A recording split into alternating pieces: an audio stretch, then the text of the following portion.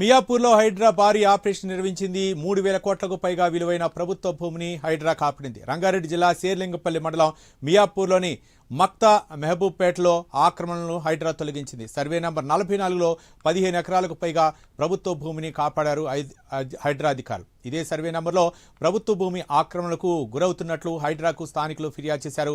గతంలోనే 5 ఎకరాలను స్వాధీనం చేసుకున్నారు హైడ్రా అధికారులు. మియాపూర్ బాచ్పల్లి ప్రధాన రహదారికి సమాంతరంగా ఉన్న చెరువు కట్టపై 200 మీటర్ల మేర వేసిన 18 షెడ్లను అధికారులు తొలగించారు.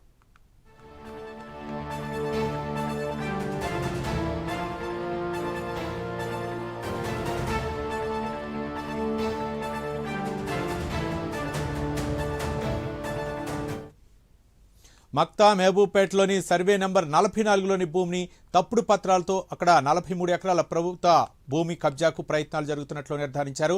159 సర్వే నంబర్లోని భూమి పత్రాలతో సర్వే నెంబర్ 44లోని ప్రభుత్వ భూమిలో ఎకరన్నర వరకు కబ్జా చేసేందుకు ప్రయత్నించారు. ఇమ్రాన్ అనే వ్యక్తిపై ఇప్పటికే కేసు నమోదైంది. స్వాధీనం చేసుకున్న ప్రభుత్వ భూమి చుట్టూ ఫెన్సింగ్ వేశారు. ప్రభుత్వ భూమిగా పేర్కొంటూ హైడ్రా అధికారులు బోర్డులను ఏర్పాటు చేశారు.